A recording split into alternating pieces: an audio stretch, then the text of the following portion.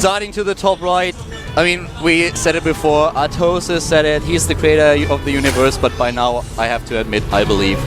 Now I believe this is LGIM's LGIM NesTea. a man who works miracles. He certainly does. He looked Doom in the face and smiled. And he is up against the former ZenX player, currently playing for StarTale, named himself after a character from, or characters from a place from a movie called 300.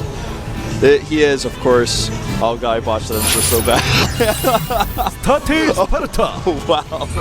I'm like, that place actually existed for real, it wasn't from a movie. I didn't know how to say that. You know, he's currently looking at Sparta and he's like, kiddo, you have a bright future ahead of you. Patting him on the shoulder and he's like, but not now. Not now, man. I can't wrap my head around this. It's like, what happened? I wanna cast the replay again.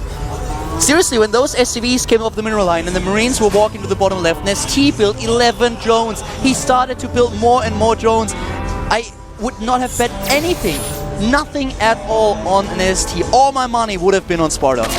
Yeah, I thought NesTea might have been doomed. That was crazy. It was just incredible that he was able to pull this off, and I certainly agree with you. I think that Sparta got a little bit too complacent there, and he probably just watched the screen and he was like realizing, well, actually, I'm the one who's losing this battle. How can this be? He completely sold the idea. He was like, well, I'm building an expansion. Oh wait, no, I'm actually building 4 barracks now. That was a really well-executed strategy by him, even the fake on the gas. But at this point, the Command Center is going up for Sparta. He's going to be playing a much more normal game this time. NesTea with a quick gas. On this map, on Daybreak, it will likely be for speed. And he will probably pull out afterwards, but the possibility of attack is still going to be there. The final map is actually going to be Whirlwind between these, so if NesTea loses here, he still is going to have a big map to mess around with in game number 3. What exactly are you going to do after such a game? I mean, if you're in Sparta's position, you look at these games and you're like, what just happened? How can I actually beat this guy? This game was, it was just crazy. It was a little bit of a mixture of the most incredible and at the same time the funniest game that I've ever seen. But well, let's focus a little bit on Daybreak right now. NesTea is ahead, of course, in this best of 3 now with a 1-0. But here comes NesTea with the Roach Warren at 4:30. He's definitely tired, Wolf. He wants to go home. He wants to go and watch some TV. And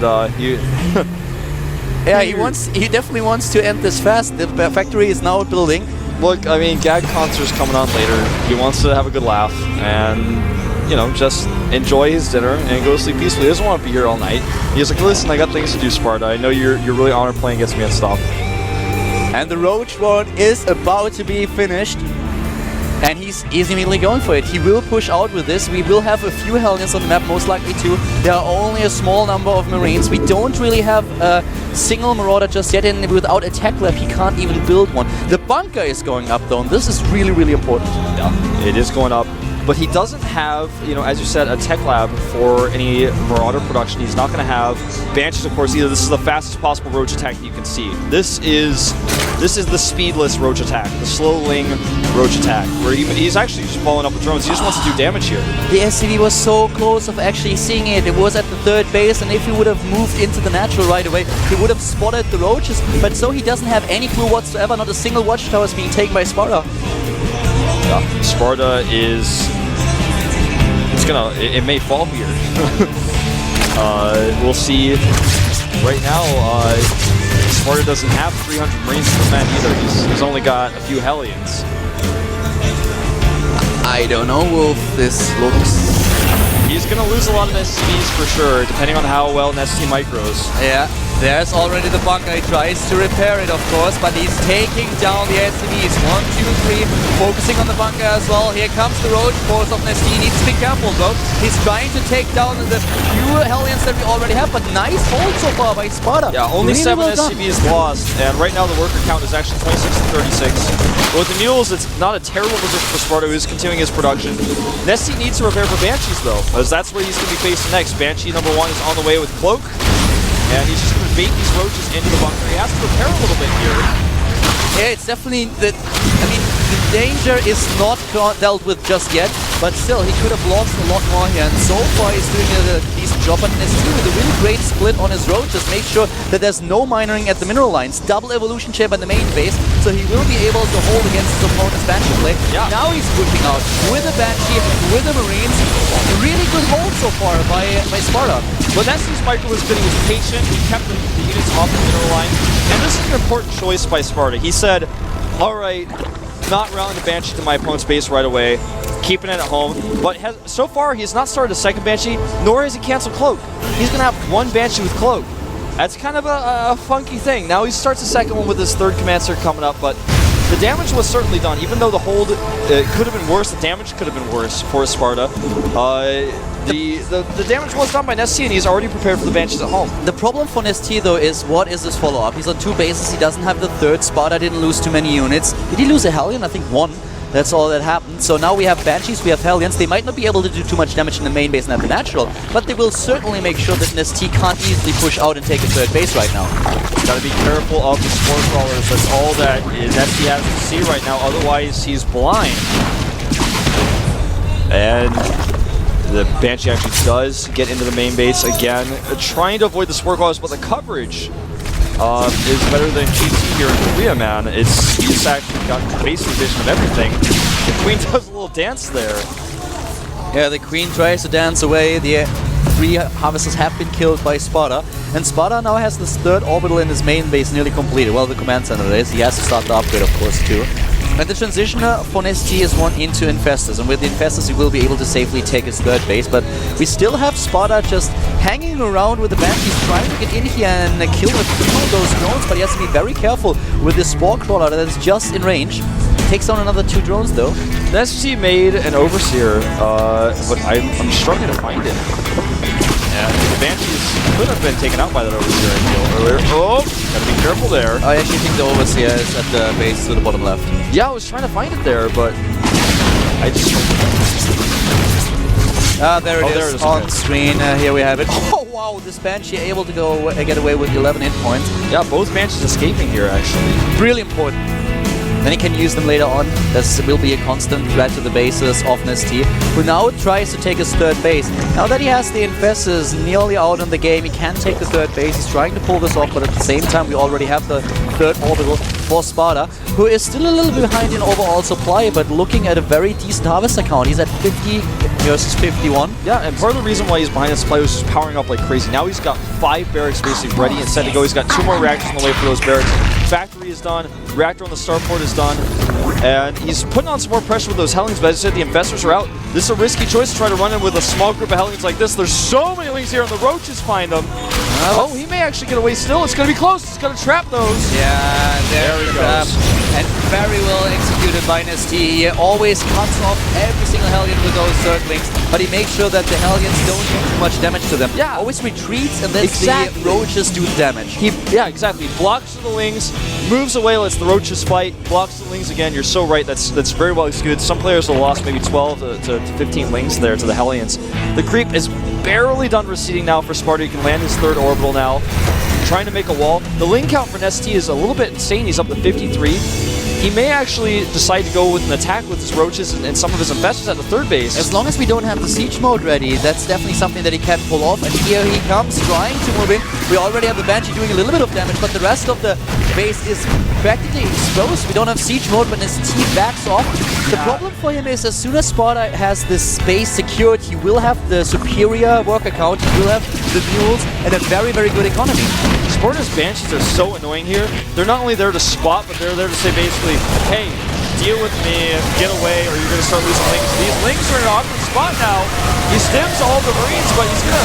Actually, he has 1 upgrades on those Lings. They actually do a lot more damage than I thought. Yeah, but he's pushing through nonetheless. Every single Roach is going to die here. And Sparta takes supply lead now. We had both of them on even upgrades, and Sparta is not only in supply lead, he has the better economy at this point in time, and he also has the tech. His tech for the siege mode is done. +2/+2 is on its way. He's looking at a really good position here. NesTea droned up again, but still, with the mules, the superior income is definitely in favor of Sparta, as you can see on the tab right now. Yeah, about 200 minerals per minute higher when the mules are active.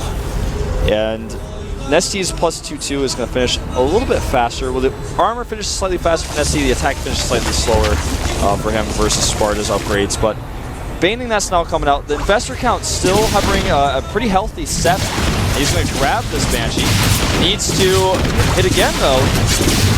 Really nice control. You're losing neither between Thor and Investor. 2 fungals, that's all that he used here, all that he lost. Baning that's now finally coming up. Super fast plus 3 carapace for NesTea's units as well. And of course also Adrenaline Glands, an upgrade that still a lot of Zerg players forget. No. But NesTea never forgets me. And Ultralisk Cavern coming out at the 15-minute mark here as well. I'm really interested to see how Sparta is going to play this from this point on. So far he did a decent job, and in terms of resources lost, he's also ahead. Yes, it's 3rd base, but what is going to be his next step? If he wants to fight against the Ultralisk Cavern, well, he can try to hit timing before that, before the Ultralisk, where there are too many of them. But it's going to be difficult for him to actually siege forward. NesTea is going to take a 4th base very soon. Oh, there it actually is. Builds the hatch, and might actually start another one at the bottom right, whereas Sparta has to find an angle now. He might go for a few dropships into the main base, but there's already a Spine Crawler and Spore Crawlers being placed. That's the Medivac, actually. Yeah. He's going around the door. Overlord's being cleaned up here, but the thing is, NesTea is pulling a little bit of a lucky with his base setup. He's got so many spines, he's even making 2 more now. As soon as the Vikings out, NesTea is like, well, I know what's next. I know what happens after this. This is when you come in to try to blindside me. I really like the Viking, though, that Sparta really thinks about it at this point. Oh, wow, the investors have to be very, very careful. Oh, he needs to use a fungal in order to save them. 2 of them die. That was very unfortunate, and now suddenly the siege tanks are in position on the creep. Very difficult for NesTea to engage here. And Sparta has found the one place where he's away from Spine Crawlers. The Spore Crawler is going to take out that Medivac, though. Yeah, but the hatch is... He had to be cancelled. He didn't even cancel it, actually. Yeah, he lost it. Yeah. That's while building. And another drop now at the 3rd base. Yeah, and now he's going into the 4th, down to the bottom right as well. Sparta is everywhere. Sparta is suddenly going all aggro on NesTea and doing a lot of damage here. Now here's the army, and will he come? Oh wow, what a bundle! Oh my god, that is exactly what NesTea needed here. But he's just not quite enough to kill those Marines. All of them would die with 1 more bungle. NesTea lost a lot there, and I think he's just about to lose this game. Yeah, he has to cancel once again. He loses the queen at the bottom right. He's on 3 bases, where Sparta is trying to secure himself a 4th, building the planetary fortress already. He's +3/+3 is on his way. He's up 50 supply in army as well. And not only just army, but an overall supply. Here come the Ultralisk. A good bundle so far. The siege tanks target the investors. Nice target here. There are no Marauders, and now Sparta has to hightail it. He's immediately running back. He has a few units running into the natural on a suicide mission. Yeah, I think it was a mistake. He's just going to try to cut his losses, get an Overlord there. Which actually was the last Overlord in NesTea, so he doesn't have to remake one of those eventually. He survives much longer in this game. But NesTea is ahead in upgrades, which is one thing that I think really helped his Ultralisk in that last fight. Yeah, but not for long. The thing is that we will have +3 for Sparta eventually. And right now, oh, he sees 2 medivacs, really important here. Yeah, this could have been a devastating drop. And without any air, it's hard for him to shut this down. He's actually just going to have to go home. He does not have mutas or corruptors available to him. He's got spores, though. The big problem for NesTea is that without the back, he cannot transition into Broodlords. He will have to stick it out with the composition that he's currently playing with. And now, of course, Sparta is preparing for exactly what NesTea has on the map. For the Ultralisks, for the Infestors, more and more Marauders are being built. No. And the Medivacs are coming around the backside here. And one thing that we shouldn't forget here is that Sparta is already on 4 bases against 3, NesTea trying to get the 4th, but the 5th is also being built for Sparta. Right now, Sparta's drops are just kind of baiting tactics. He's not even trying to let him. Now he finally does. He's going to pick up right away if he doesn't get bungled. And another one comes down to 3rd. Meanwhile, though, this is very positional. He's moving in to the 4th base, and NesTea is trying to take right now. He's going to have to cancel it again. Once more, Sparta with a really nice play here. He makes sure that NesTea has to retreat with his forces in order to defend against the double drop, and then he uses the opportunity to get into a good position at 4th base, forces the cancel, and NesTea is still struggling with his base defense, while the Terran player is moving forward with his main army. Yeah, and he's coming for another distraction move at the third again. 3 command centers on the way during all of this. There's so many siege tanks here, but NesTea says it's time to go. He's trying to pull through. We have so many siege tanks indeed, but not as many marauders as he would have liked. He's not bundling correctly. He doesn't have energy on the infestors, and now suddenly all those units that NesTea has on the map are chasing down the Terran player, who drops once more, takes down the Queen, and will now start to target the drones. Now the drones are going down here. NesTea, even though he won that fight, you could argue, he's just not going to win the war without an economy. So on the other hand, he has still a lot of ultimates. Gotta be careful of the planetary. Upgrades for all of them. He's completely dodging the planetary here. He's moving right into the natural, but now he finds himself attacked from every single angle possible. He's trying to break through, but it's not going to be easy. Even SCVs are joining the fight. And that's not a good concave to fight here. He's still breaking through somehow. He runs into the planetary though, and all of his ultras are so low on hit points. I don't think this is the right choice. Where's the repair? He starts to repair, but the ultras are actually taking out the planetary. But the rest of the fight, no, they are not able to pull it off. Yeah, a few transfuses, but it's still not enough. That is it. GG. GG indeed. NesTea loses to Sparta on map number 2. Going for an aggressive roach play, but in the end, it just was not quite enough. This series is pretty cool. I really like what we're seeing here. By the way, the X-Men heroes, or I keep saying hero, character is Sebastian Shaw. Just wanted to, for anyone who didn't know or wanted to know or knew who I was talking about, you can just call him Kevin Bacon, man. I bet Kevin Bacon can do that in real life too. He actually just grabs balls of energy and throws them at people. That's how he gets all his acting gigs. But people are still trying to kill me with that thing to the left. Yeah, I know. Our stage is actually a deadly weapon used against us by many fans. It's only used against me. You are safely to the right side of the stage. I guess so. Yeah, I'm fine. We need to send a couple of people around the stage to threaten you as well. Well, right now we have the third map coming up. It's actually going to be Whirlwind. Whirlwind, yes. Yeah, I think so. Yeah. It's going to be a pretty interesting map between the two of them. I'm really excited to see who is going to take the series. I mean, NesTea on the first map was just incredible with this hole, but Sparta really showed us a nice macro game on Daybreak, and Whirlwind is a map that will work in favor of NesTea just a little bit, especially because it's just a huge map. But Sparta has shown that this is a style of play where he really shines. This is going to be pretty crazy.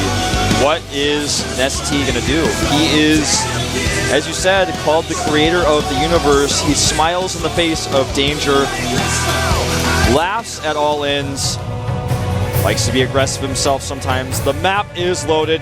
NesTea against Sparta, the final game to decide who goes on in Code A and who drops to Code B. This is the GSL Code A with Caldor and Wolf.